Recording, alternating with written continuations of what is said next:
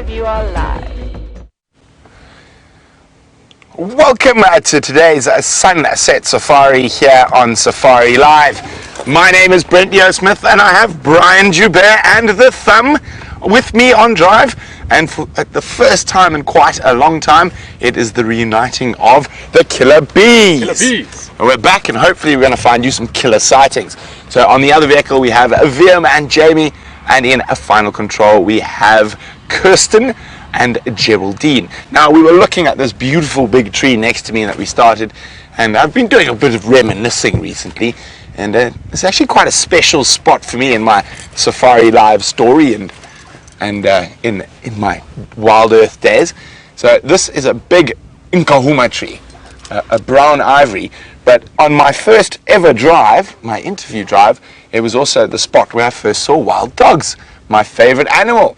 And I suppose seeing wild dogs on my interview drive was just fate, because here we are, over a year and 3 months later, and you're still staring at my ugly mug on the drives. So good times so far. But it's going to be a very, very interesting sunset safari, and we're on Djuma Private Game Reserve at the moment, which is in the northeastern Asabi Sands Game Reserve. And we're going to be exploring around here for the first little bit of drive, and then I'm going to go head to the east, down to Cheetah Plains. No one was there this morning or last night, I don't think. So we're going to go have a look what's happening at Cheetah Plains as well. So since we saw Karula and Karula's cub tracks a few days ago, she's remained scarce. So I'm just going to do a quick sweep of our southern boundary to make sure she hasn't crossed out. So it's time to get going. Let's see what we can find.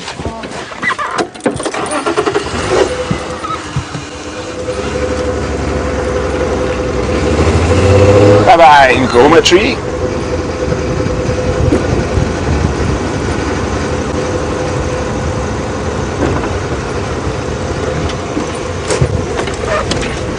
So I still have a sneaky suspicion that the queen Karula, and for those of you not sure who Karula is or what a Karula is, it's our dominant female leopard, and at the moment she's got 2 cubs of around 4 months old, and I think they're hiding out on Djuma still, but we haven't seen her for a day or 2, but fingers crossed that maybe we can find her on the sunset safari.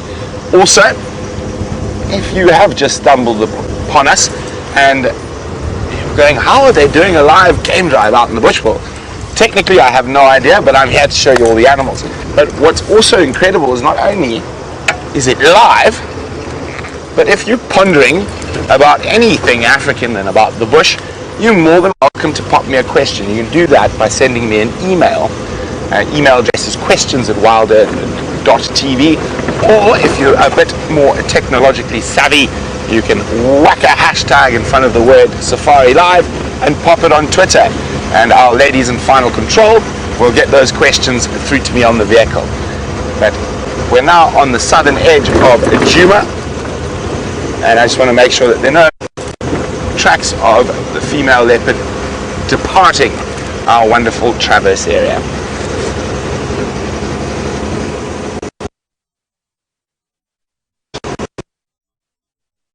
Out on foot as well. Let's go see how Steph's getting along on Shaq's pony.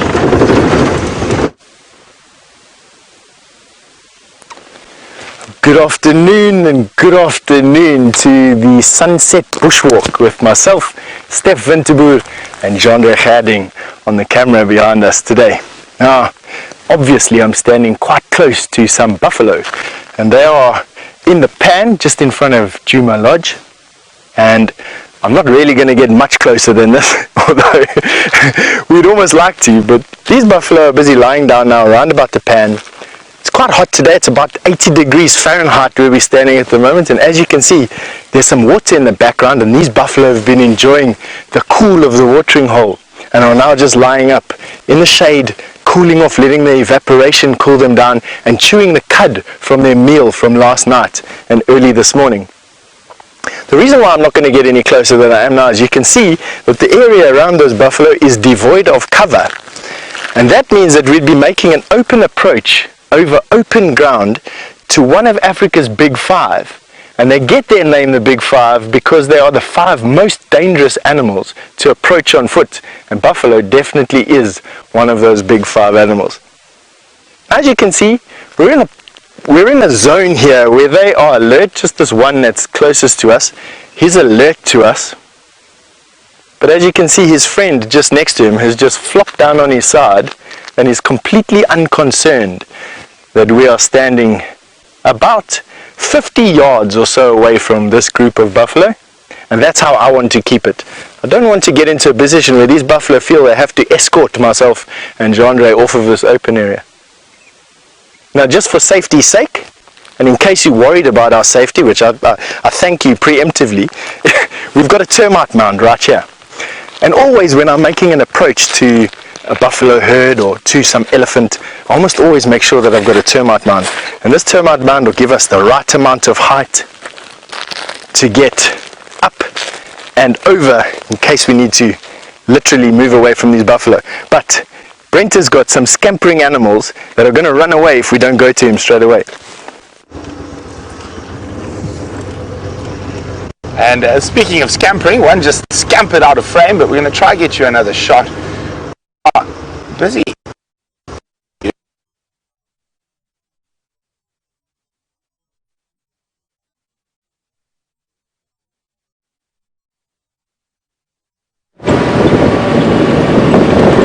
Very good afternoon to all of you, and welcome to the Sunset Safari.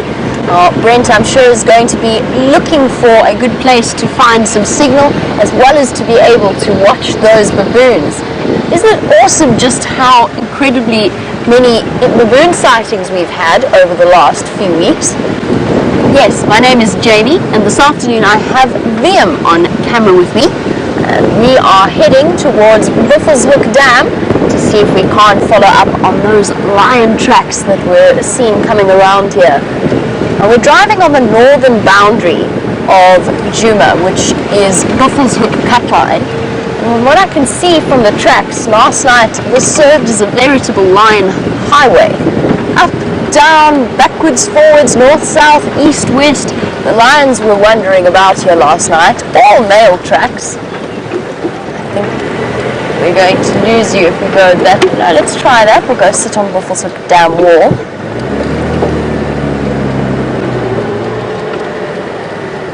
I know that Brent probably touched on it earlier, but just so you know, we are currently practicing for television, which means that we have to now add to all the million things that we're thinking about. We also have to add adverts into the time frame. So we're going to be counting, or we're going to be introducing you to an advert that isn't going to happen. There aren't going to be adverts on this internet show. But it's just us practicing and making sure that we're on form for when television does come around.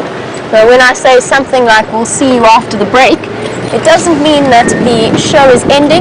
It just means that we are pretending that we have adverts. Hello, and good afternoon. We'll try and keep our movements nice and slow because we are very, very close to them. Oh, what a wonderful way to start off the Sunset Safari. I love a good dwarf mongoose sighting. They're such fascinating little animals, and they're always busy, busy, busy up to something. And there's a certain curiosity to the way that they look at you. One at the back playing peekaboo. You very often find when they're close to their burrows like this that they feel comfortable enough to be out in the open because they know that they've got a bolt hole very close. So they're comfortable enough to have a closer look and just keep an eye on you as well.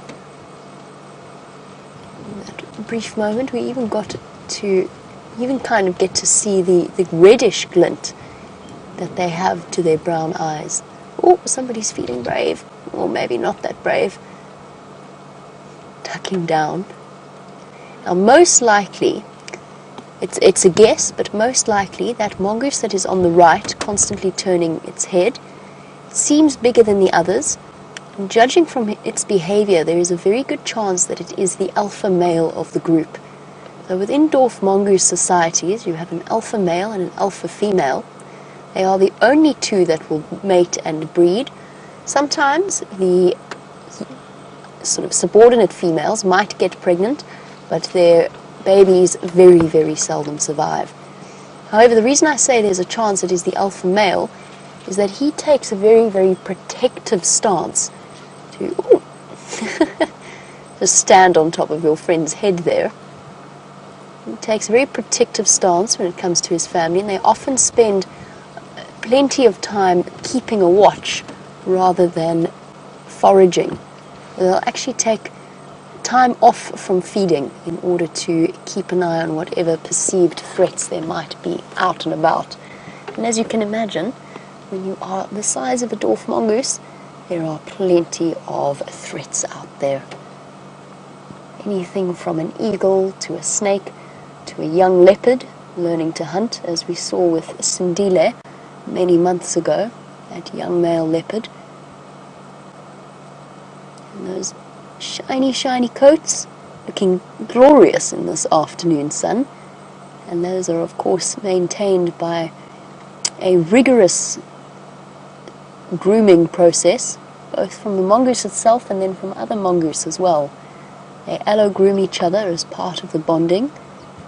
The more dominant of the mongoose will get more of their helpers to groom them.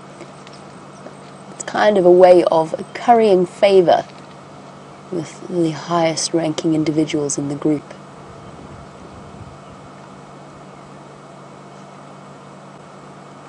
Constant alert.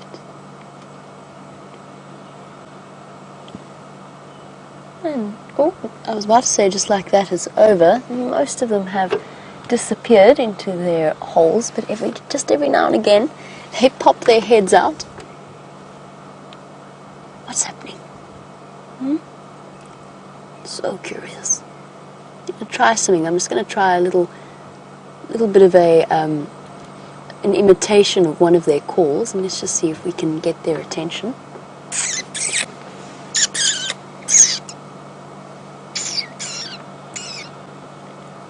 There you go.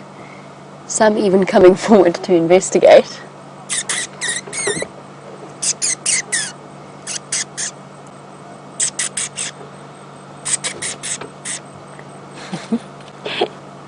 Donna says that mongoose are one of her favorites.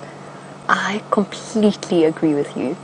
They're such extraordinary little animals, and there's a level of complexity. Oh, I've very seriously attracted some attention there.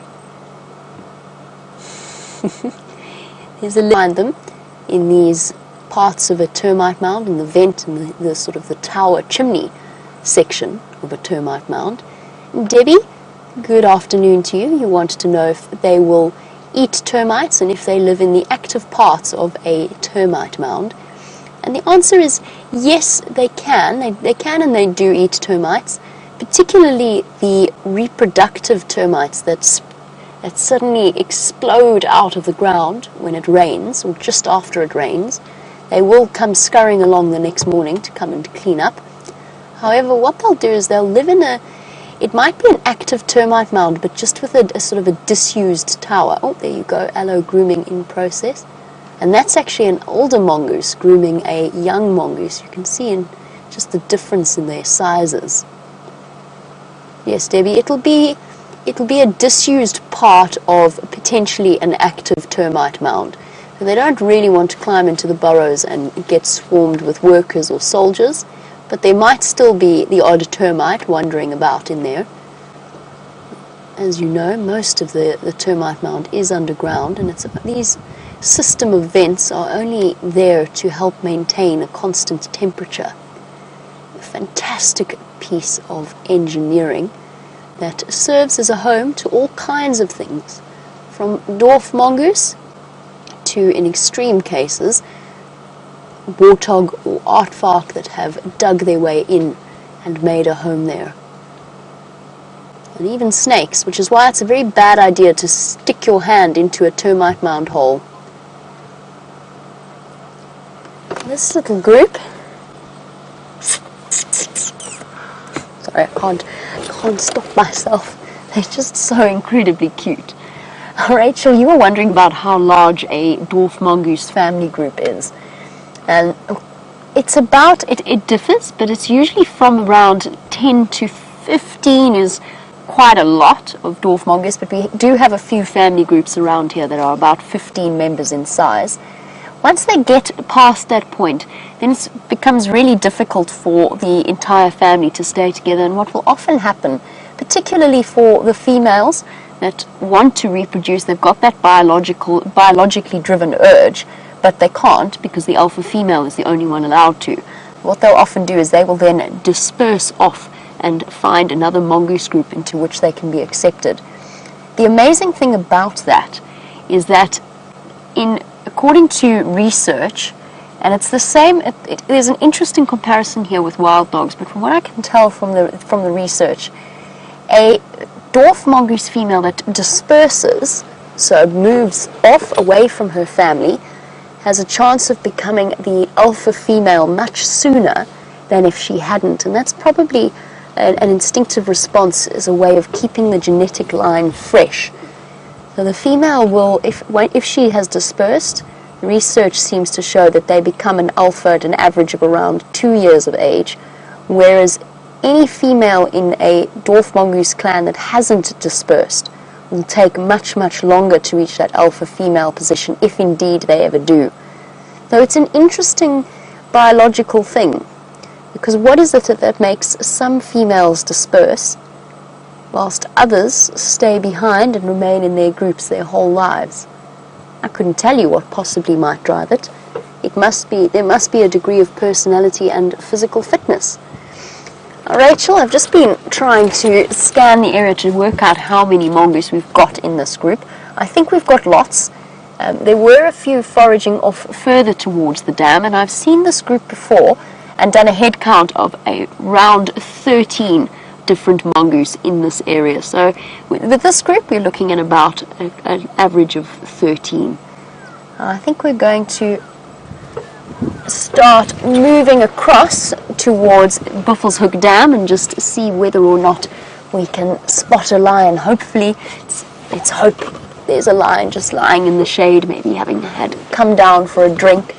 There are grey go-away birds calling a little bit further away, but at this time of day, at these sorts of temperatures, I suspect that it might be at an eagle rather than a predator. All right, little dwarfies. You are terribly cute. I've been very fortunate to be friends with a group of people who are professional dwarf mongoose researchers. What that means is that because dwarf mongoose habituate very quickly to people, it means that they get used to climbing onto the scales, and they can even climb onto the researchers themselves at times. Found out some really interesting things about dwarf mongoose themselves.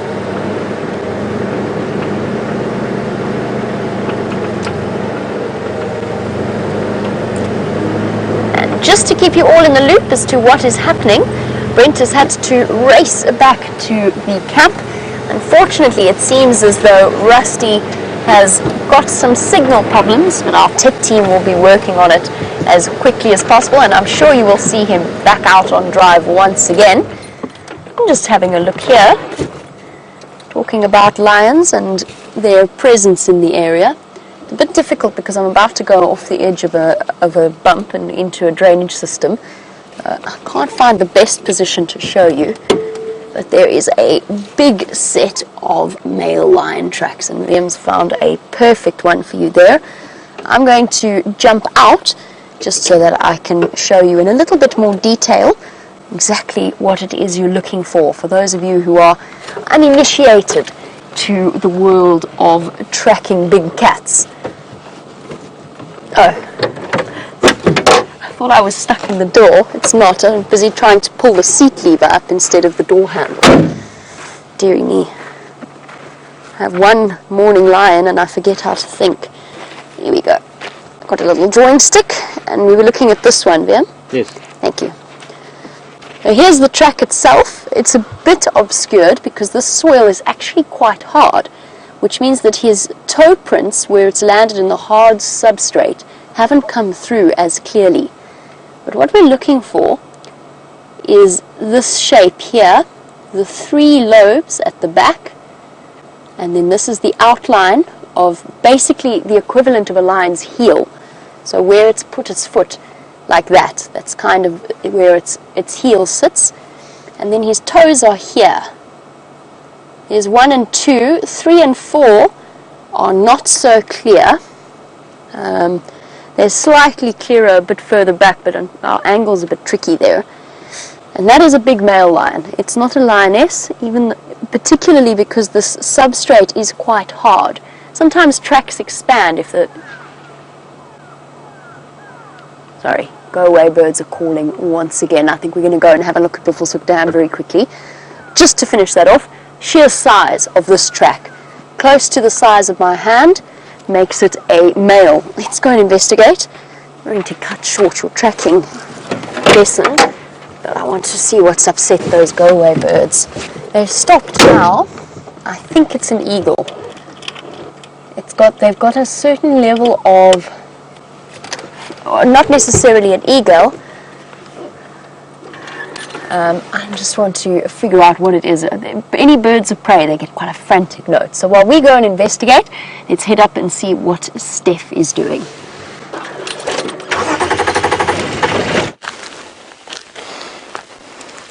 You caught us having made our way around those buffalo that you were with us a little bit of time ago. We've had to come all the way downwind from where they were, sneak through the bushes, and now we're on the hill that was on the other side of those buffalo. And we're making our way up to the crest. There's a very lovely seep line, which is like a spring in this particular area on the crest. And what I want to do is I want to go there this afternoon. They make for fantastic grazing areas for animals. What I'm hoping to find there is I'm hoping to find some zebra or some wildebeest or maybe even some buffalo or some elephant eating on the grass. That's late season grasses that the seep lines are well known for. And you're going to take the journey with us up this particular hill. Excuse the sweat on my brow. We've had quite a march up and through the drainage line, I must be honest. It's about 80 degrees Fahrenheit where we are at the moment. And although we'd call this our autumn, it's still quite warm, that. I'm sure you'll agree with that. Now while we're on our way here, obviously one of the things that I'm looking for is any sort of teasers. And by teaser I mean something that catches my interest. I'm very interested in all the small things here in the bush, and in particular one of the bonuses that we've got at the moment is spiders. We're seeing a lot of spiders here. But before I do that, I just want to scan the bush around us. So using my favorite termite mount, and what we're going to do is use the height to scan the bush around us and to make sure that there isn't anything that is in our way here. Gives me a little bit of height, allows me to see into the bush, and it also gives us time to listen. We've stopped walking, I'm not huffing and puffing as much as what I normally do, and we can walk off into the bush. Now, I hear the wind, or I feel the wind blowing from behind us up the slope. Not ideal, so what we're going to do is we're going to make sure that we angle almost this way so we can get away from the wind. But we are coming up to an ad break, and when we meet you back from that ad break, I'll update you on what's lying through this bush.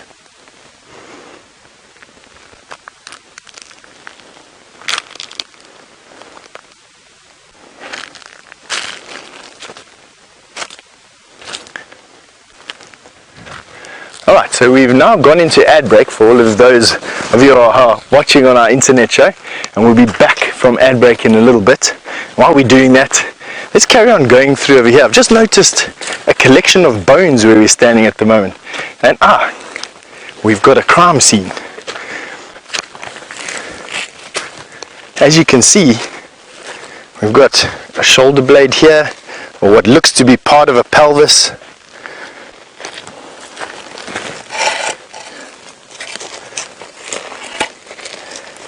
Part of a pelvis, that's the hip joint, and it's from a large animal. You can see that is from a very big animal.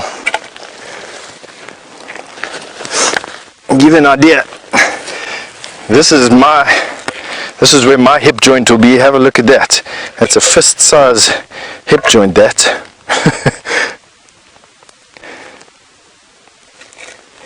And then all the attachment muscles for the leg and the top of the leg all the way through there.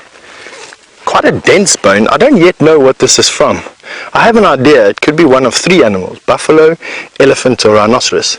Let's go and see what the rest of the story here can tell us.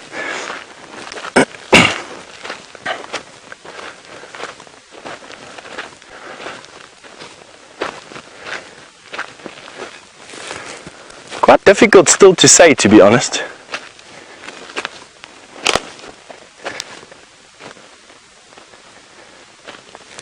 We've got some vertebrae. Have a look at that. That's where the spinal column will go through, staring at me over there. And then they fit into one another, ball and cap. And the vertebrae will be able to move on one another, slide past one another, like this, with the muscle attachments going over the top on all the side. Now it looks to be a rhinoceros, to be quite honest.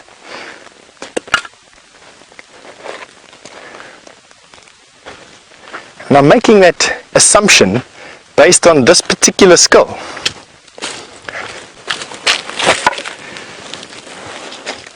Now rhinoceros die here all the time, and a lot of them actually die because males kill them. Can you believe it or not? Male rhinoceroses are quite aggressive, and very often they'll use these territorial fights and will spear one another with their big noses, and that's probably exactly what's happened right here. But while we're having a look at the rest of this particular carcass, I think Jamie's got something that she really wants to tell you.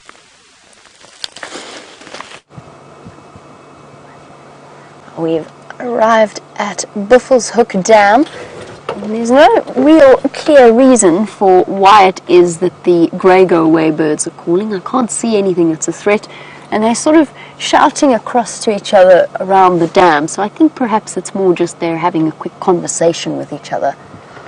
In the meantime, we have a resident, and in fact I think that we have 2.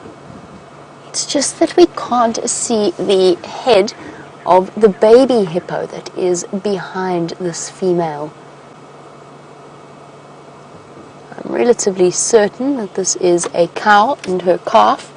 It could be a calf hanging out with a male if mom has gone missing or if they become separated in some way, as happened with that young hippo at Arathusa Dam, but I don't think so. She looks like a cow to me.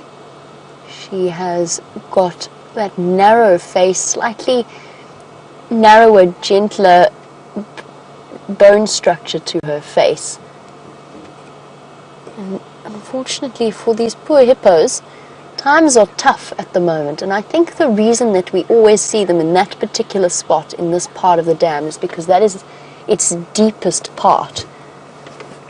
It is slowly once again disappearing. She keeps lifting her head up because she can't lie in the natural pose of a hippo because she needs to get her nostrils around or upwards to breathe. So that perfectly adapted head shape for living in water isn't working out terribly well for her, just because this water is so shallow. A couple of terrapins on the outskirts.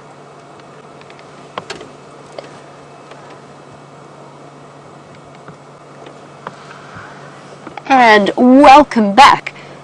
When we last saw you, we were busy following lion tracks, trying to work out exactly where they were going, and at the same time listening to the alarm calls of a bird called the grey go-away bird. We've arrived at the dam and we're double checking all around to see if there isn't a sneaky lion hiding off in the shade somewhere. Doesn't look like it though. Instead, all we have here are 2 hippos. Now that we've done the recap for an advert that you never went to, we're going to continue on, just chatting about her briefly. She is uncomfortable with us here. We've given her plenty of space, but she's still showing signs that she's keeping an eye on us and that she is nervous. And it's the kind of behavior that if this dam were full, we would absolutely never see. She'd be quite comfortably hanging out around the mill with her calf with no cause for concern.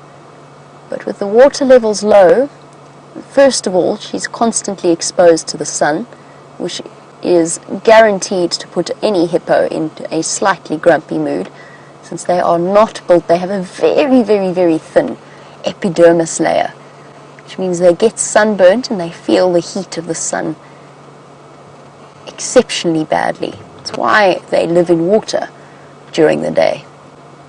She's also just lifting her head because, as I mentioned earlier, she has to in order to breathe.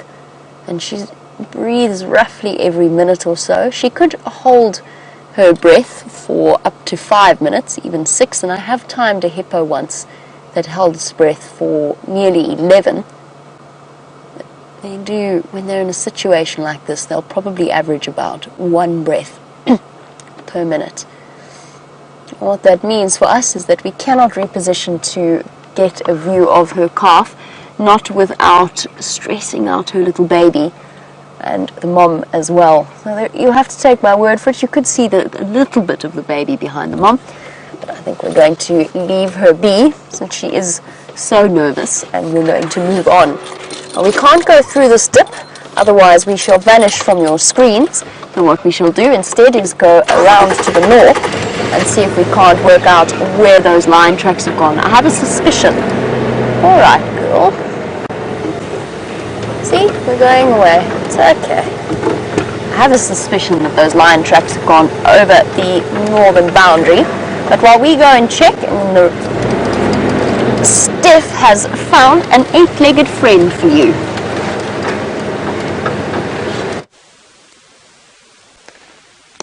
And this is actually a very rare sight. We've got a tropical tent web spider that has been caught in the open. She is this furry little ball that you see at the bottom of this web. And she has just moved out of her, there it goes, she's going to go hide there under the leaf. That's how we found her in a little bit. She actually came out because it looked like a fly had gotten caught in her web, and she came out to come and test what was it that was making her web shake. But this spider builds one of the most fascinating webs that we have out here. It's called a tropical tent web spider because I don't know why it's called the tropical, by the way, except that it grows. She actually lives in the subtropics. But tent web is where I really want to show you. She's got a horizontal orb web. What I mean by horizontal orb web is what you probably having a look at right now is this very fine veined web that is at a horizontal plane, and it's used to catch jumping and flying insects. Jumping, flying insects. Grasshoppers are what this spider specializes in, grasshoppers and small beetles. And she gets the tent web from the fact that all these entanglement snares, which I'll show you in a bit, pull these spires and these peaks out of this tent and make it look like a circus tent. And from the angle that you're at, you may just get views of these little spires and these turrets where she gets her name from. A very shy spider. You saw her retreat into a leaf as soon as she got movement, and her eyes are actually good enough to pick up movement as big as what we are and at the distance that we were standing, and she went to go hide underneath her retreat. But you'll see that this spider web is a lot more complex than what you can actually imagine. This spider web has a net of entanglement snares that's as wide as my hand, literally going from here to here. And what that is exactly what it means. A grasshopper will be aiming to fly through this straight at you, fly into this, and get caught up in these strands. These are not sticky, these strands. They're just there to entangle. And you can actually see she's come out. She's reacting to the vibrations felt on this particular on these particular entanglement snares. As the insect then tries to get out of these entanglement snares, they give way and the insect falls ever lower and eventually falls onto her web, her horizontal web, and that is made of incredibly sticky silk.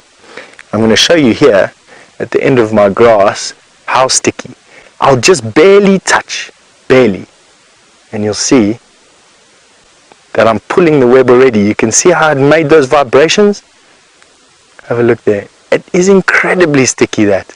Made up of thousands and thousands of little globules of glue that she sticks to the web when she makes it.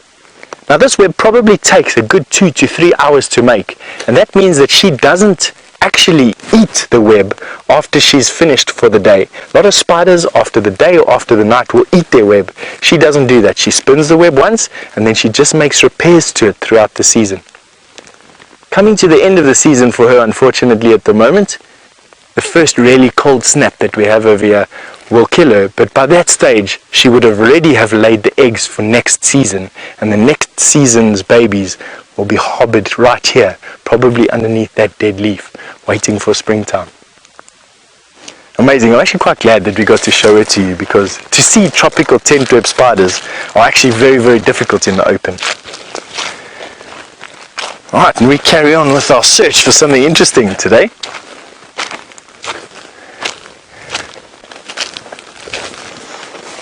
And as you see, we're actually coming to quite thick bush here. There's a termite mound in the distance, but I think I'm going to skirt that in favor of actually moving through this thick bush and getting onto the other side of it.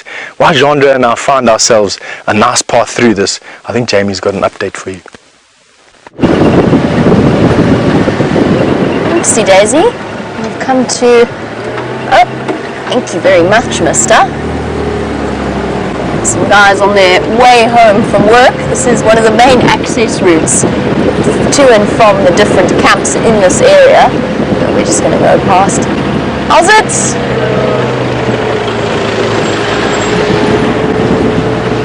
And off we go. Just a quick update on the lions. While you were with Steph, I heard that they are now on Buffelshoek.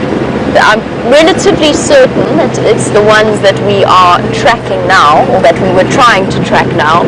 There's 2 males and 3 females, so 2 Birmingham boys most likely, and the 3 Nkahumas.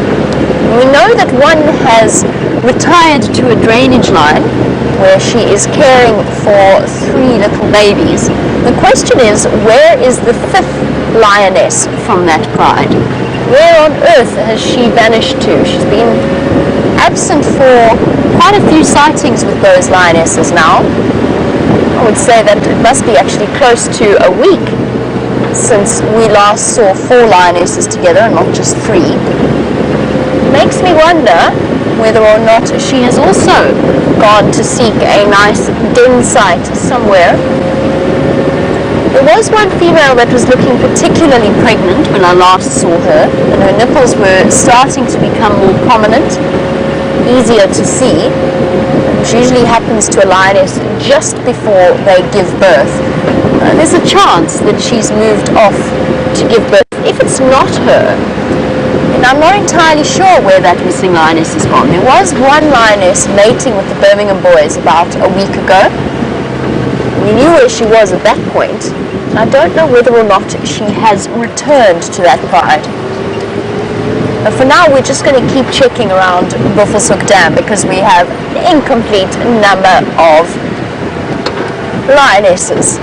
And of course, the male lions as well. Oh, we have wonderful news to you, something to make you exceptionally happy. Brent is back up and running. Rusty has signal. Let's go back and join him. So our tech team was able to fix that quickly with the aid of Brian Joubert and his tall frame. It was just a little problem with the cable. Whoa, squirrel! Suicidal squirrel! Where are you going? That squirrel stopped and then decided to go again. Where's he gone? Oh, he's disappeared. But that squirrel, he stopped and then he said no, he's going to make it. And he just tried to commit suicide there, but fortunately we managed to miss him.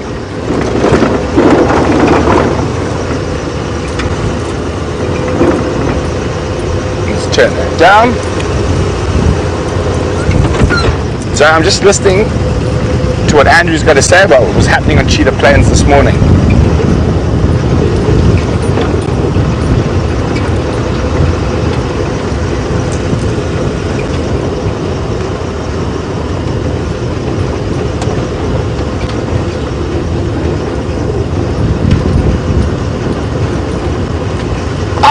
So there's some good news as well. So Inkanyeni has left her 2 cubs at a place called Kudu Corner, and she moved into Cheetah Plains, but without the cubs. So we're going to get on the road now and try get down to that area and see if we get a bit more luck. So she was heading towards a place called Buff Pan, and that's about 500 meters from Cheetah Plains Pan. Buff Pan's dry, so Cheetah Plains Pan's got water, so maybe she'll head there for a drink this afternoon.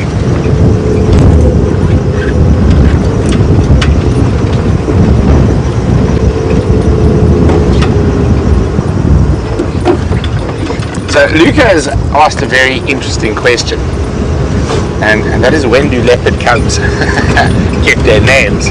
Well, Luca, now that all depends. Generally when they get to a year old, so up to about a year, leopard cubs have about a 75% mortality rate. So most of them don't make it to that year mark.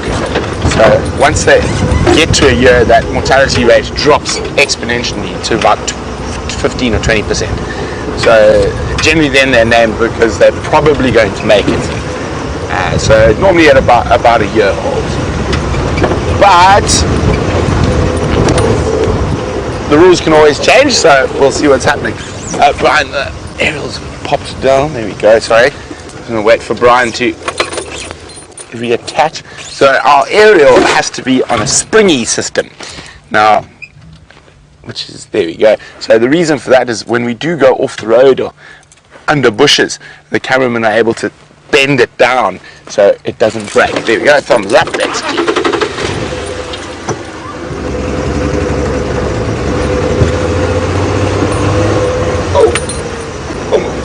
Okay.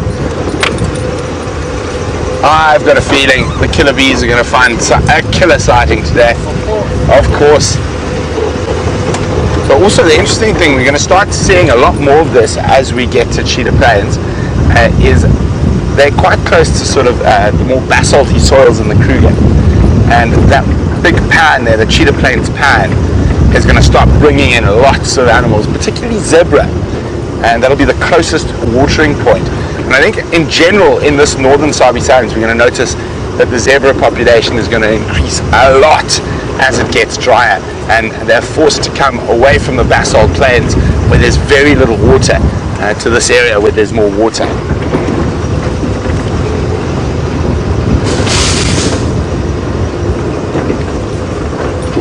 So while we rush off down to the eastern sections, Steph has got some interesting fauna to show you.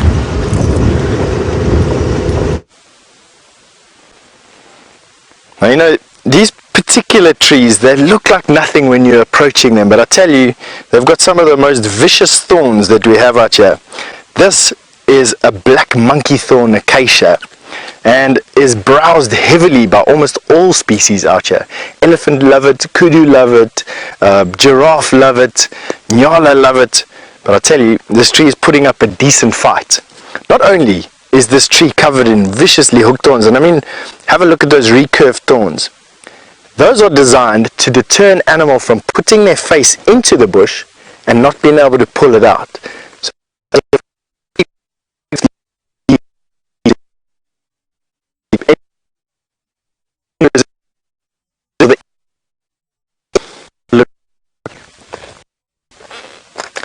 hooked thorns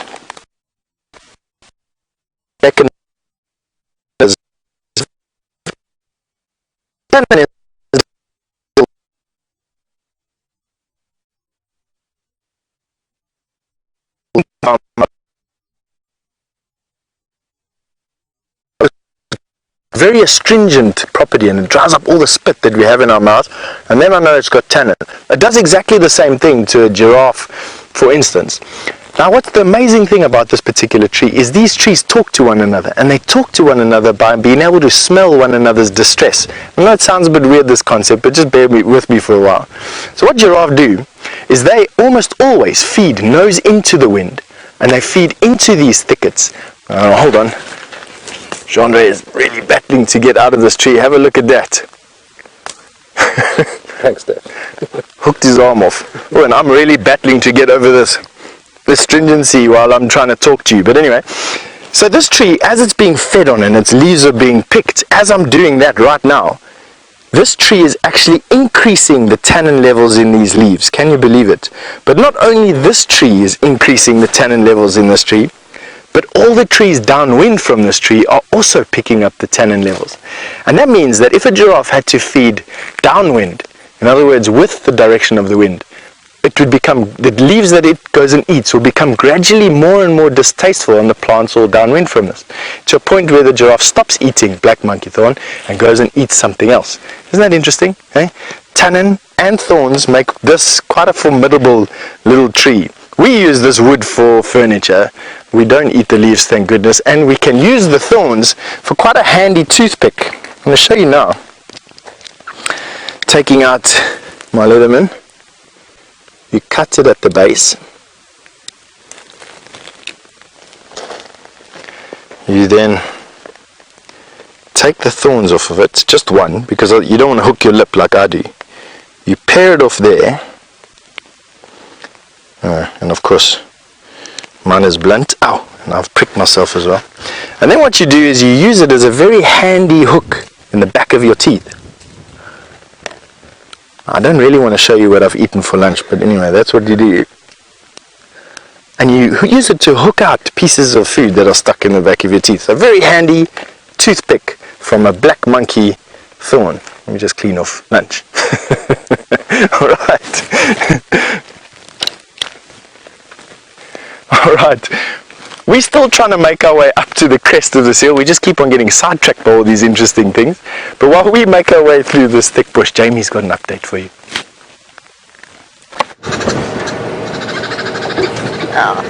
I hear that Steph has been making... Let's just see where this bird goes. Wow, that was incredible camera work, VM. Absolutely amazing. There was a goshawk there that was being mobbed by another bird. I think it was a drongo. VM did fantastically to capture that on camera because that bird was moving at such high speeds. Wow. Incredible. See if we can't get another view of it. I think unfortunately it has pretty much flown away. It's amazing how brave birds like fork-tailed drongo really are when confronted with an aerial predator, particularly of that size.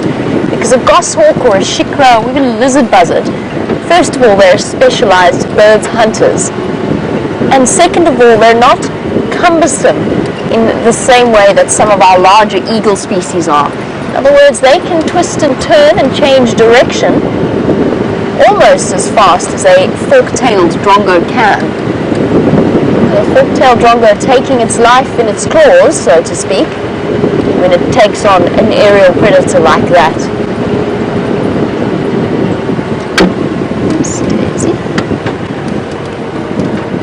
My microphone just slipped out of my pocket. All is well.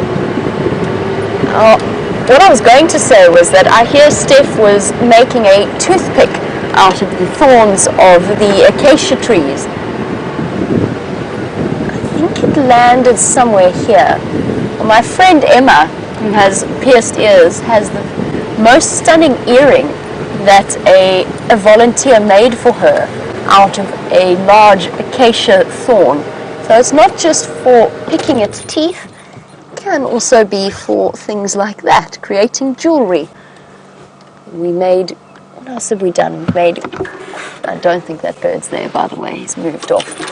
We made Christmas decorations from the thorns of the sickle bush, or not the thorns, sorry, the seeds of the sickle bush, which are kind of like, almost, they're sort of the same shape as a pine cone, but they have these really intricate twists and turns, and we spray painted those and we made them into Christmas baubles.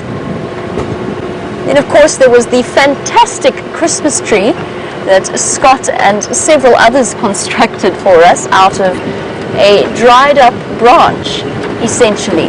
It was then hung with baubles and other decorations. Dead moths were put on there. is our version of a bush Christmas tree. Now, there's plenty of things you can make out here if you've got a creative mind, not just for practical uses, but also fun projects to create things as well.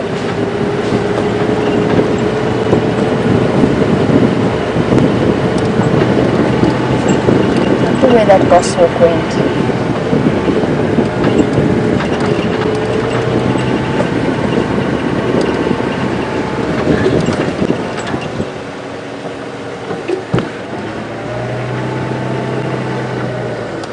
I haven't found a goshawk.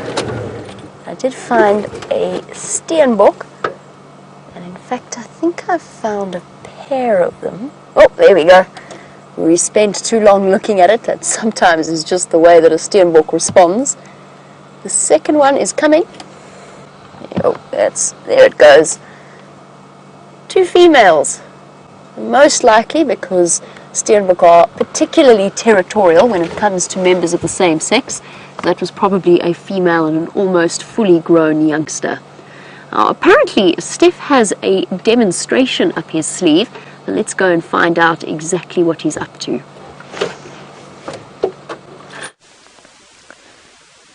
Now, for a lot of you, this just looks like a big pile of spongy vegetable matter, but in actual fact, this is what's left over after an elephant has had his lunch. This happens about 12 hours or so after, or 24 hours actually, after an elephant has had his lunch. It comes out as this very spongy, fibrous dung made up of, it depends on when it was done. If it's in summer, it'd be made up mainly of grass. In winter, it's made up mainly, well, of sticks and leaves. So let's just see when this was. Now, inside here, I'm seeing small sticks, but I'm seeing mainly grass. Now, you might be wondering to yourself, what is this lesson all about? And I want to show you that elephant dung is one of the ways you can transport fire from one place to another. Obviously, it's quite difficult to make fire. I've made it relatively easy for myself by having an ever-present flint or magnesium stick with a striker. And what you do is you basically put the striker into the matter and you strike sparks, which I've heard are probably about as hot as the surface of the sun, so 5,500 degrees. Have a look at that, and we have fire, everybody. Now, elephant dung, you blow,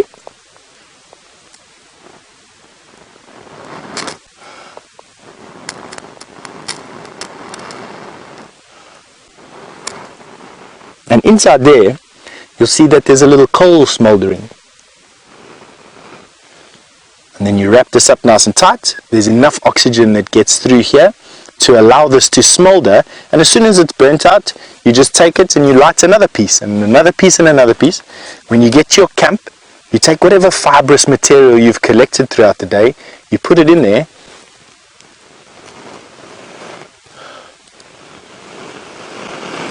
and voila, you have fire. It was overwhelmed me for a while there. Another interesting use for this particular piece of elephant dung.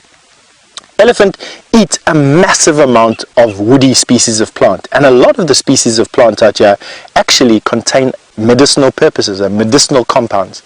Now, elephant dung is said to be a wonderful cure for headaches. Now, there's a bit too much smoke, but you bathe in the smoke is how it's described in bushes. It's got quite a perfumed aroma. This one's quite pungent because of all the grass that this particular elephant's been eating. You bathe yourself in the aroma and your headache goes away miraculously. Obviously because all the compounds are being burnt that this elephant has been eating. Now, the Sabi Sands is very dry at the moment, so what I don't want to do is make a fire that we can't put out. And so it's always a good idea to stamp on all of the coals that you can. We obviously don't want the wind to come up to none. And now I've killed all that fire. We obviously have a nice camp to go through and go back to. I don't have to worry about carrying fire tonight, at least anyway. And on that note, we're going to send you up to Brent.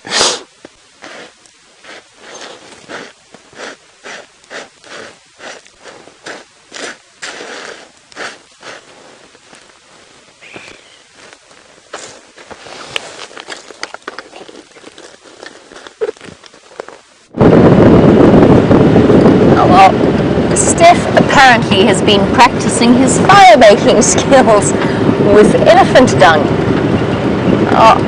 I've always been told that if you burn elephant dung and you inhale the smoke, it helps to fix headaches. And it's one bush remedy that I've tried many times, and I have never managed to get it to work. I don't know what it is. It actually always gives me more of a headache than I had to start with. And it makes for fantastic kindling, but I personally don't buy into the medicinal smoke properties of it. I suppose it kind of depends on what the elephant's been eating and what you're burning, because some of the trees out here do really have pain-killing effects. Something like a sickle bush, like we were talking about earlier with the Christmas decorations. Well, a sickle bush can be, the bark can be boiled up and made into a concoction that does actually have really, really good pain-killing properties, basically like in the same way that aspirin is derived from willow tree bark. The sickle bush bark works in a very similar way. We've come right south to the southeastern corner of Djuma.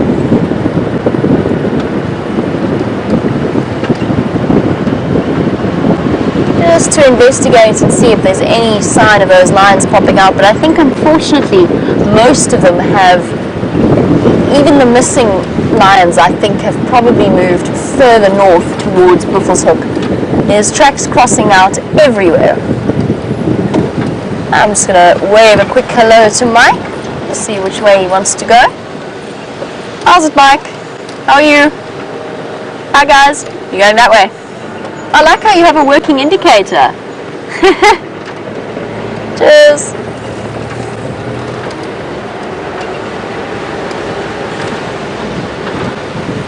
That's interesting. Mike's indicators work. I wonder if mine do.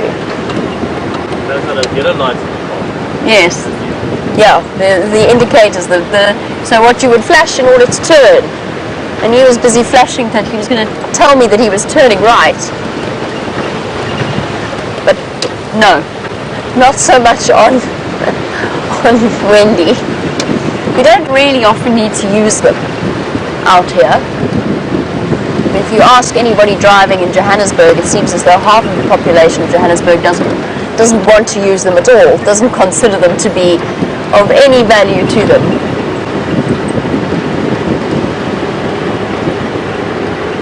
Of course, every time we come along the southern boundary of Djuma, the first thing all of us look for is the Queen of Djuma herself, Karula.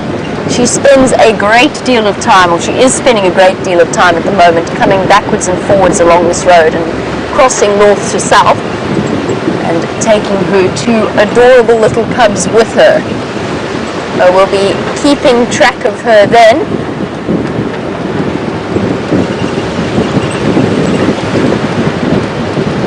Sure that she has come back across.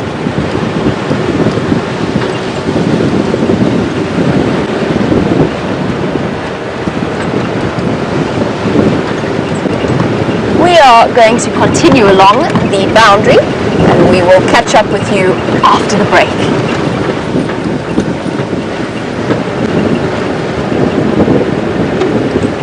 We now are in theory in an ad break. However, lucky for you, we aren't having any adverts today.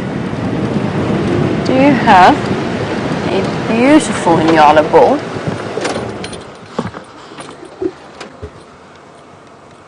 In the shade of a drainage line or a river system. And right like this you can see the fringe of white that runs along the top of his mane. He's actually going to walk back. Oh, no, he's not. He's going to stay, or is he going to walk back into view before I reposition? No.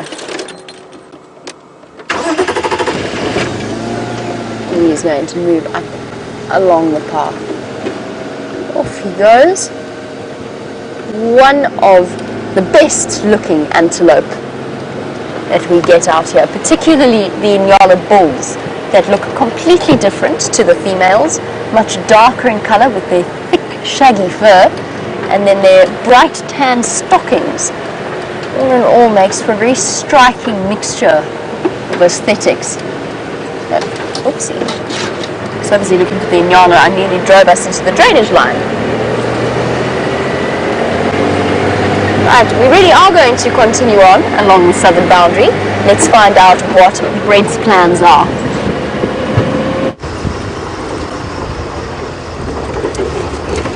So we've arrived in our eastern traverse, Cheetah Plains. A magnificent part of the world, borders the Kruger National Park itself. So there's always a chance of seeing some new creatures that might meander through. I heard there were 2 new male lions that arrived, were seen just to the north of here a while ago, but they were young and very skittish, still running from the cars. And of course it's always a good chance to see cheetah as we head towards those open plains on the south and east of the reserve. And we're going to make our way directly towards Cheetah Plains Pan. It's the only water in this part of the world, so it tends to draw in lots and lots of animals.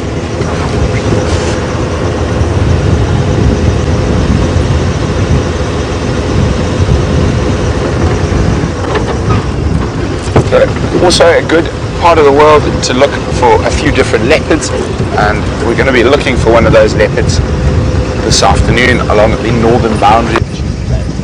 And at the moment you can see we're still up on the crest in the Combretum woodland, mixed broadleaf woodland, slightly different from Djuma's Combretum woodland. You notice the trees are quite a bit shorter, quite a bit tighter. The sand here, well, it's very sandy, the soil here, so it's slightly different, even though the species are the same. Whoops, you didn't see that one. Elephants causing a little bit of deviations.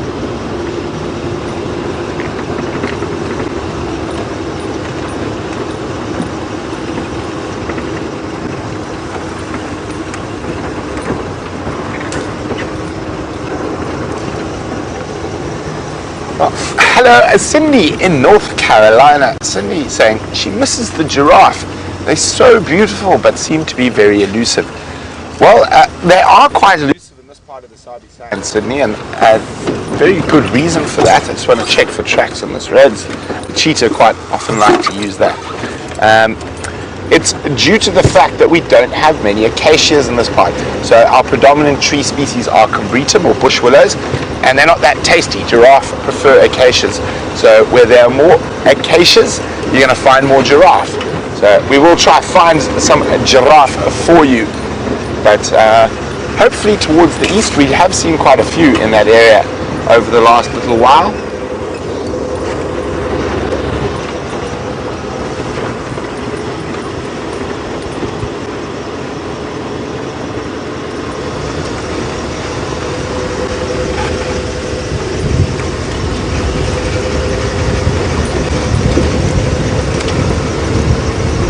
Just checking carefully for tracks.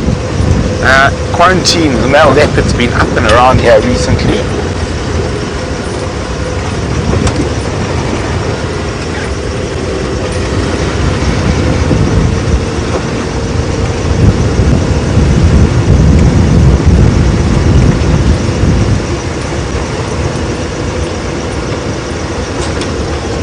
Welcome back, and you haven't missed much since we've been gone, apart from the fact that we have jetted all the way down to our eastern traverse, and I'm on Cheetah Plains, and we're hoping to find some animals at the waterhole that's coming up shortly.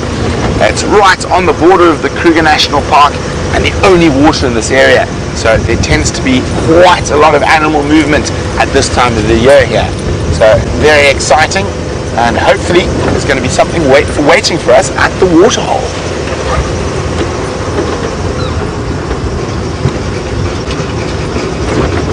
And if you'd like to know more about the animals of Cheetah Plains, or the bush at Cheetah Plains, or anything at all about the African wildlife or fauna and flora, you can do that by sending us an email at questions@WildEarthTV, or use the hashtag SafariLive on Twitter, and we will hopefully be able to answer any question you send to the best of our ability. Almost no clouds in the sky, beautiful late winter's afternoon. And just having a quick look here. Nice little sodic, or not sodic site, a seep line. So still quite a bit of grass on there.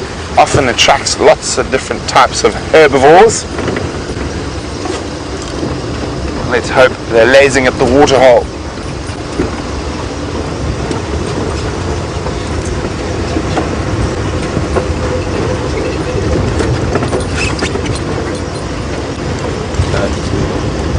Waterhole's just through here.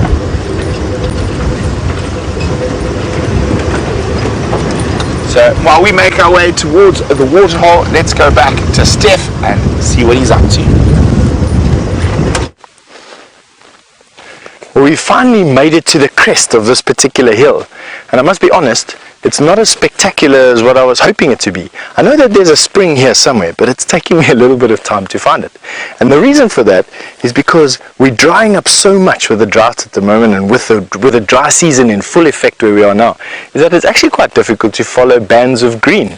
We've got a lot of evergreen trees where we are at the moment, but nothing that's that vibrant green that shows that there's water there.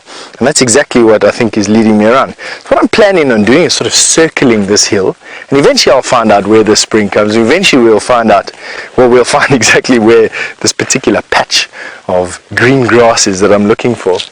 In the meantime, we're actually in this quite interesting thicket of what we call baboon's tails.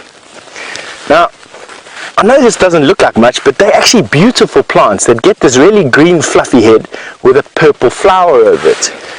And this is used by the local Nyangas, or actually the Sangoma. A Sangoma is like the African version of a witch doctor. And quite often, Sangomas will plant these plants all through their homes. And the reason for that is that this plant is said to ward off lightning. So they use this particular plant to ward off lightning, the Sangomas, which are like the shamans, the witch doctors of these particular areas. Isn't that cool? Have a look at this little grasshopper that we've just found here as well. He's clinging for dear life onto the end of the stick. Grass-like grasshopper. And that would be exactly what the tropical tentweb spider that we had a look at a little bit earlier, this is what that tropical tentweb spider is busy looking for. This baboon's tail has a big bulb underneath it. You can see, I don't actually know what they use the bulb for. There is a use for it, but generally speaking, this particular plant in this area is used to ward off lightning. But you see we're in a thicket of these baboon's tails. Now, they almost always grow on the tops of these hills, and the tops of these hills are really just very sandy seeps. Thick sand, deep sand, all from a granitic base. And what I mean by that is that, here you can see I've dug in there. When you sift all the dust out of it, you'll notice there where my baby finger is, at my nail, is a piece of quartz. And if you had to wash this, oh, and there in between, there's some quartz there as well. A very, very quartz-rich soil that water just falls through. And granite breaks down into clay. And clay is what makes our watering holes waterproof out here. But on that note, and while we make our way to find this particular seep that we're looking for, give us some time to snoop around here a little bit more. Brent's got an update for you.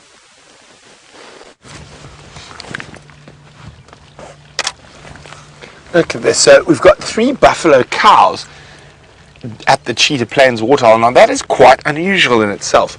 Only 3. Normally, and especially at this time of the year, the buffalo herds are quite big. A couple of hundred normally. So when you see 3 buffalo cows alone like this, it means they've more than likely had a tough night last night, or even this morning, being chased by lions, and they get separated from the main body of the herd, and they sort of came careering in here, very thirsty. And that buffalo, the 3rd buffalo, who's just out of frame at the moment, has spotted some movement and is staring into the bush to try and make sure whether it's a danger or not. It's not, it's an impala.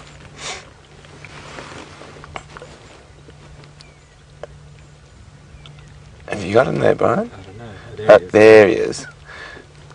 There's a female impala. So just moving around the edge of the bush, the buffalo got a little bit nervous. Just wanted to make sure it wasn't a potential threat.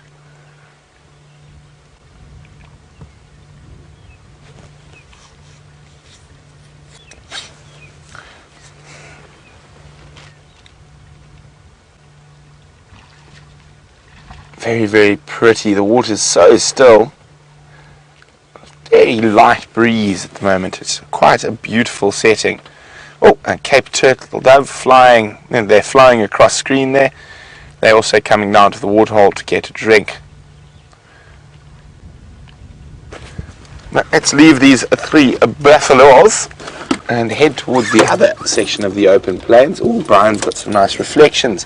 So get some screenshots, guys. There's some arty ones for you of the buffalo reflections in the water.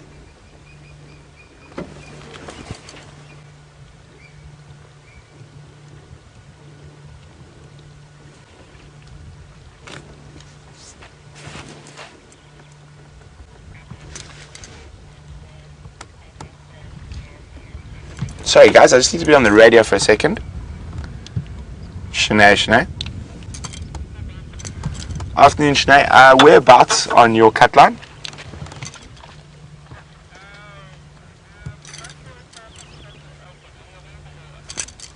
I affirm I'm at CP Pan.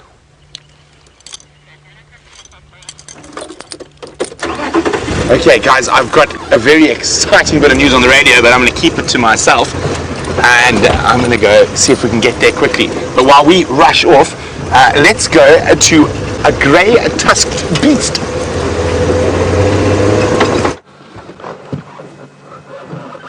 Hey, Brent's got exciting news. I don't know what it is, but I'm sure it's going to be wonderful.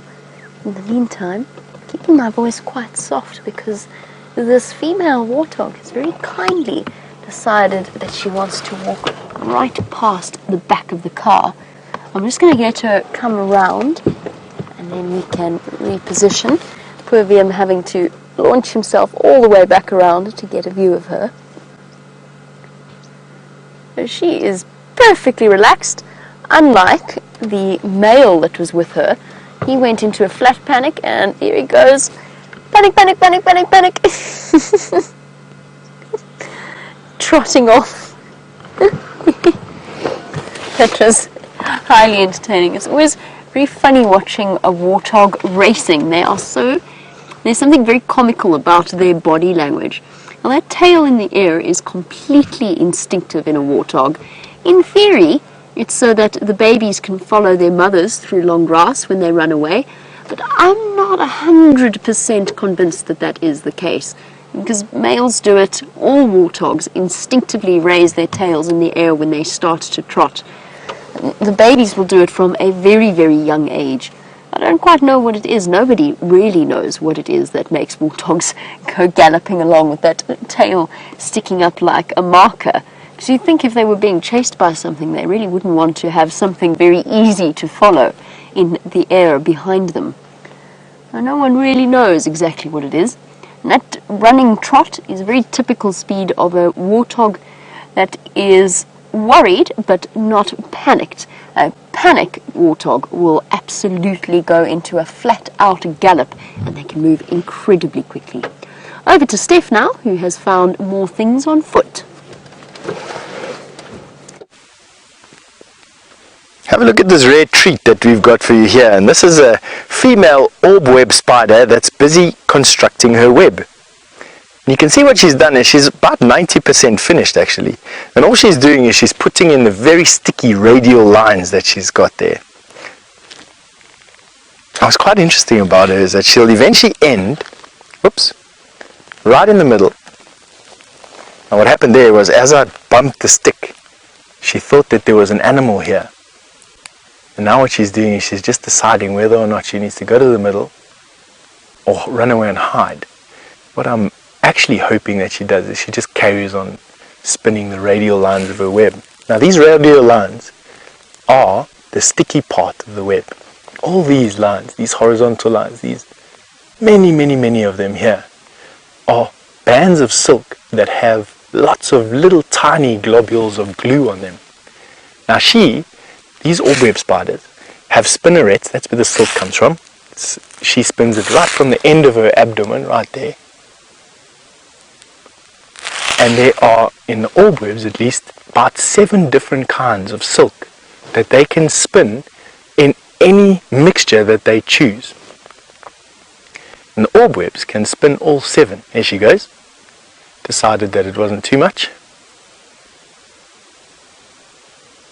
Have a look at that.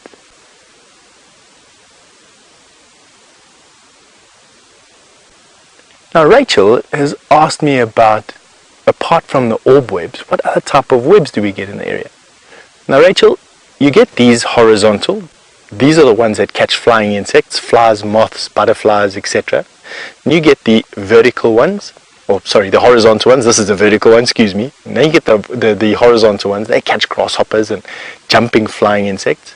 Then the horizontal webs go down to the floor, and then you get webs like the funnel web spider, which have webs on the floor. And then you get hunting spiders, from very primitive hunting spiders to very advanced hunting spiders. Some spiders out here can even spit their silk. Can you believe it? You get spitting spiders here that can inject venom into their silk and spit it out of their mouth. And they're one of the most advanced of the spiders here. You also get net casting spiders here. Net casting spiders spin a silk that they can stretch, and they can drop down onto prey and entangle it like that. The ogre-faced or the net casting spiders. This particular spider is an orb-web spider. You can see she's now gone into the middle of her web. She's holding all these radials with her feet, and she's waiting for vibrations. She's got very sensitive hairs called trichobothria on her feet, and with those trichobothria, she is using the... There you go, she's caught a fly. Look, look, look. There she goes, she's got her first meal. Quickly spinning it. So what she's done, there we go, she's just bitten it.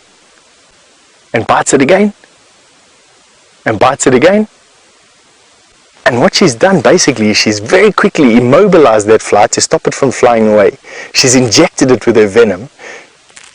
Oh, now what she's doing is she's just bitten it. Now she's busy snipping the strands, and what she's going to do is she's going to take her first meal away. We've got something big approaching us from the back. I just want to see what it is. When you're out here and you're part of the food chain like we are, you've got to be so careful about noises. But let's come back to her. Look there. Now she's busy spinning it into her web in the middle, and she'll lather that and keep it for later. Now part of her venom that she's injected in there, not only got these noises happening behind us and I don't quite know what it is, but here she's busy eating, starting to eat her prey. But part of her venom not only immobilizes the prey and kills it, but it also starts the digestion process inside the fly. So it'll actually start to neutralize that fly's cells and to break them down into a juice, and then she'll suck up that juice, and that's how she gets her sustenance. It's a very easy meal for her in actual fact. Caught the fly. You can see a little bit of damage here to her web. She will then come in a little bit and come and repair that. For now, she's just sucking out the juices on that fly. What a treat. Now, I think we need to find what is making the noises behind us. And while we do that, I think Brent has got an update for you.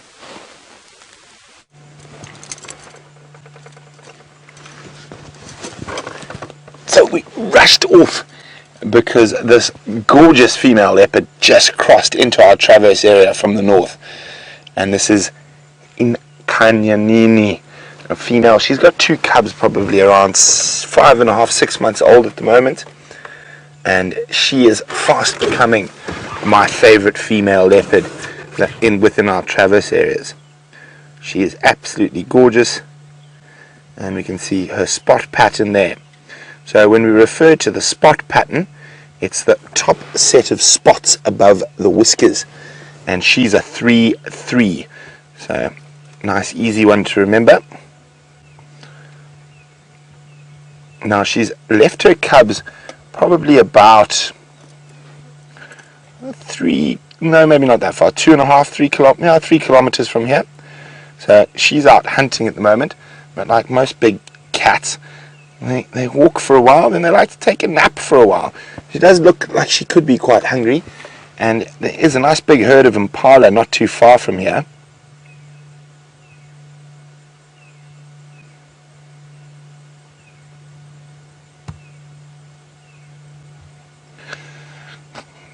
So of course it's quite difficult being, oh look at those flies on her ear, wow, terrible creatures.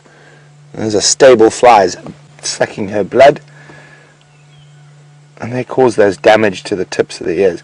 Now when female leopards leave their cubs, they can leave them for a couple of days, and Kathy in Florida is wondering, do the cubs know to stay put? They do generally. They get quite a bollocking from the mother if they don't, and they will normally stay within that area, not move too far off. But as they get older, they get braver and they tend to wander a bit more. But they generally respond when she calls, and they'll come running back. So I think this is only the 3rd time this leopard's been seen on Safari Live. First time was with Sam, and the last, well, both the last times I've been lucky enough. And this is Brian's second time. Were you with Sam? No, I was with you, I think, the first time this one was seen. Really? Or it was a different one. I can't remember the name now. Oh, Shiluva, yes. Oh, look at her, she's opened her eyes. Oh, back to snoozing. So, the last time we saw her with both the cubs, but a very brief sighting, and she scuttled down the boundary, and she was running away from Quarantine, who stole her kill. And of course Quarantine, if he got hold of those cubs, he would kill them. Oh, look at those eyes. Isn't she just to die for? Yeah, this was my first time then I'm seeing her. Yes, Brian's first time. And the killer bees are back with a bang. Oh yeah. So for me, out of all the females we see within our Traverse area, I would have to say it's between her and another relatively new leopard. Oh, now I've forgotten her name. We saw a while ago, but as the 2 prettiest females. Now, she's got a nice, lovely dark coat. And thanks, Kat in Tampa. It says the killer bees are back on form.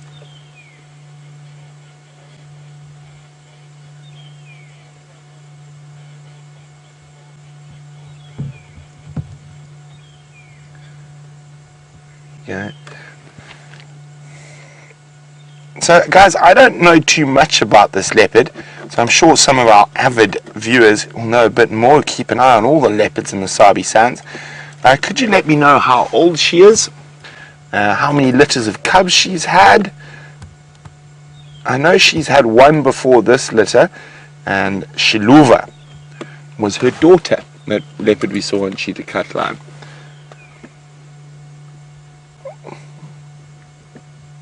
Very comfy kitty. So if you know a bit more about this female leopard, let me know by sending an email to questions@WildEarthTV or use the hashtag SafariLive on Twitter.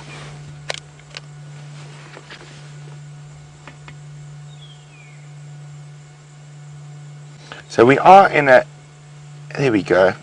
Sorry, just listening for a second.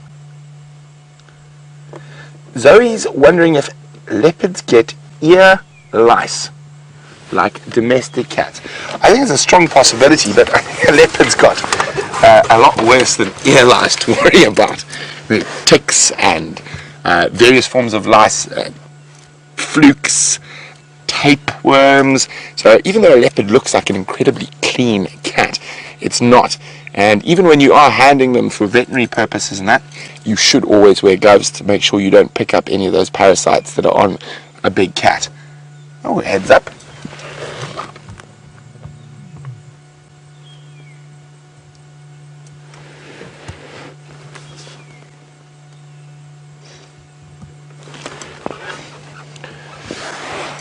Well, hi Finn.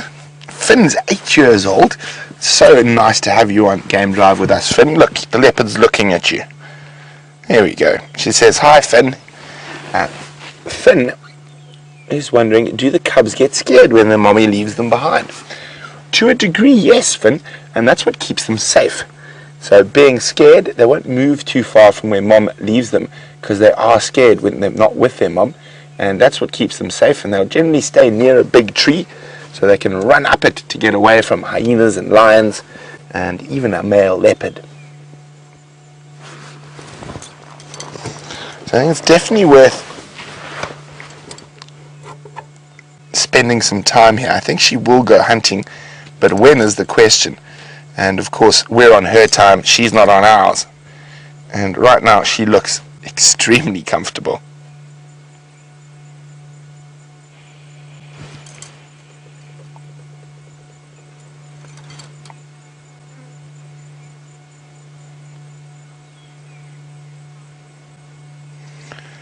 Oh, big thank you to Karen, who's part of our Wild Earth family, and she has let me know that she was the daughter of the Beacon female, who used to be the dominant female in Buffels Hook, and she was born in 2006.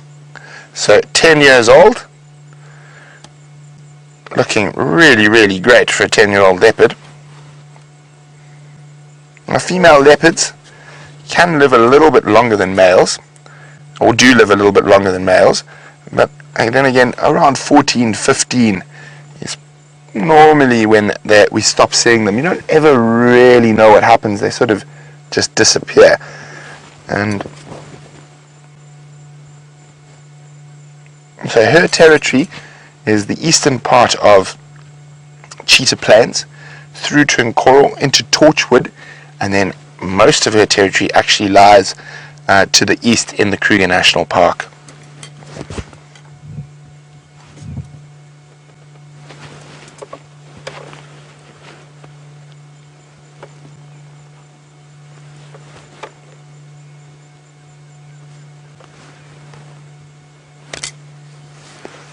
So it seems like a couple of very stable flies have come to join Brian and I.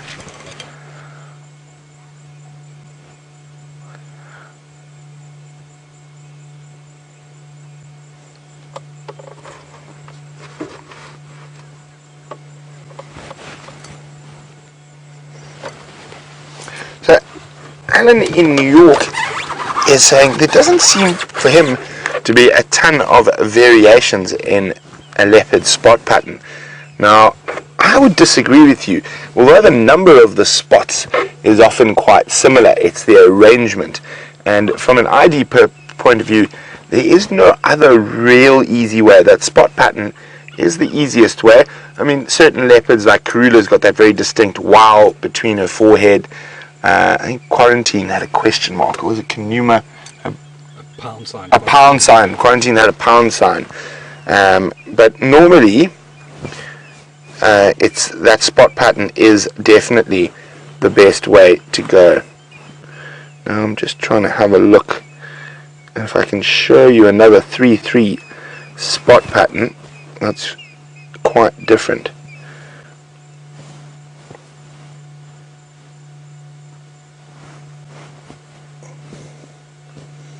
Aha, I think I know who is 3-3.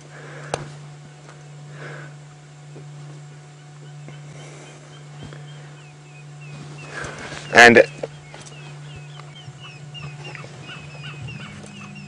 so there you saw her 3-3 spot pattern. Now we're looking at another leopard that's also a 3-3 spot pattern, but you can see it's quite different. There's the 3 and the 3, but the 2 are almost joined on that one.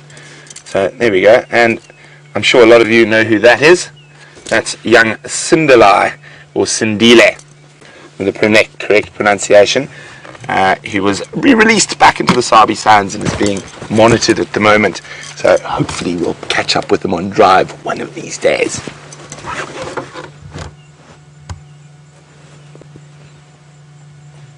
So we're going to sit here and play the patience game with this beautiful female leopard, and hopefully she will get up and go hunting shortly.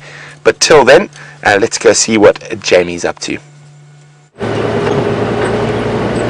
that is really exciting news. I have yet to see Inkanyeni, but I thought I did the other day, I really did, but apparently that was Tundi. We never quite got to have a good look at her just because of the position that she was in. It turned out to be Tundi and not Inkanyeni that we were looking at on Cheetah Plains as well. Now, I have exciting news of my own. Oh actually, that's not true. Viam spotted tracks belonging to Shadow coming onto the property. It's been a long time since we've seen Shadow out here, so I'm just making extra specially sure that she hasn't crossed out of the block where we saw her tracks going in. So she's come from the southern a property to the south of us called Hoffman's, and she's moved north into Djuma.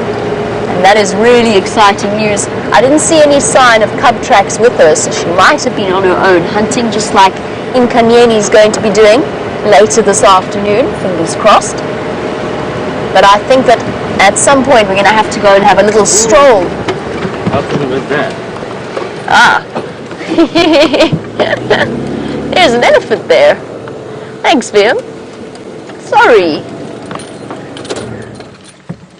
Amazing how a pachyderm that size can disappear behind the tree, especially when you're looking in the opposite direction.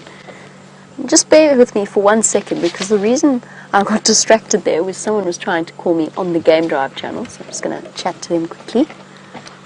Go ahead, Mike.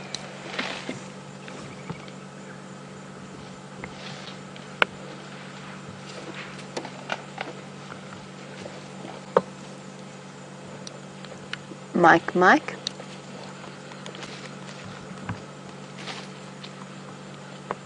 No? Okay. Guess he doesn't want to talk to me anymore. We've got a female elephant. There's actually a herd of them all around us. Now that I'm sitting still, I can hear them moving about. And she's very much enjoying a snap. Hello, little one. Maybe just starting to edge out in front of us. Come on, little one. Out you go.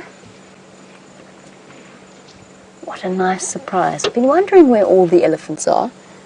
It seems as though we go through days where we are, I wouldn't say overrun with elephants, but it seems as though every corner you turn round, you find another breeding herd.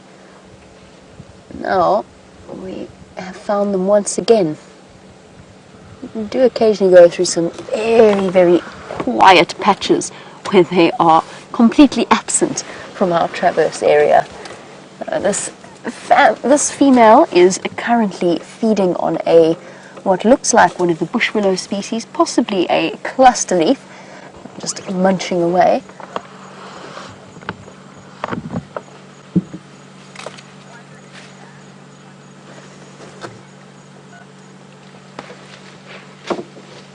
Beating the branches every now and again in order to get rid of any dust and dirt that's on it. Oh, didn't like that one. No big girl. Ah, is a silver cluster leaf. Oh, we've tried those before on drive. We've eaten a few leaves of that particular tree, and the effect that it has is exceptionally uncomfortable on a human being. Dries out your mouth completely and makes it feel very, very strange and fuzzy. I immediately want to go and have a sip of water to get rid of the feeling, and I know that I tricked Dave into tasting some not too long ago. This herd doesn't seem to be in a hurry to move off anywhere, and they will still be here when you get back after the break.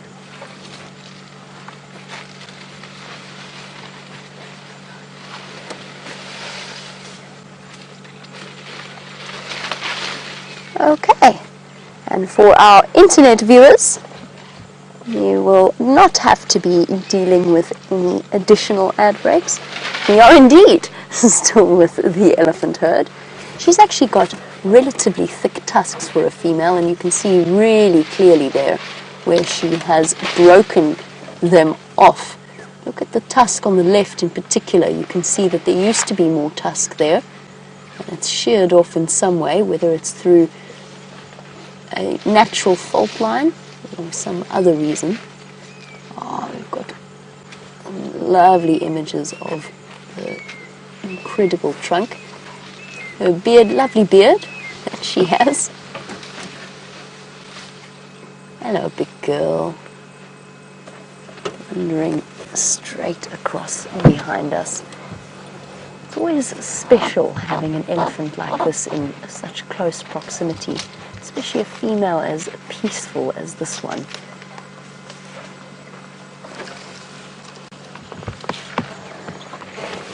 Totally relaxed with our presence, despite the fact that I didn't even see her before we were past. There's the little one, following behind, old enough to be brave enough to be separate from Mom. Tusks just starting to come through. Hello, Mischief. And what have you got to say for yourself? It's okay. It's all right. You can come past. This rustling of trees all around us. Now, this little elephant, probably around 3 years old. It's all right. Getting called by Mum. You can almost immediately tell from that behavior, even before I was able to see carefully, you can tell from that behavior that it is a female. Male calves of that age tend to be much bolder, braver, already showing signs of the bulls that they will one day become. The female's a little bit more retiring, not quite so brave. Hey, little girl. It's okay, you can finish your mouthful. Eating on the run. To join, most likely, off to join Mum. I'm pretty certain that that is Mum, just by the level of comfort that that little elephant was showing in terms of responding to her. I need to go off and track a leopard of my own before it gets too dark. In the meantime, let's head back to Brent's leopard. Drive down that little open area, right opposite you, and you should see me.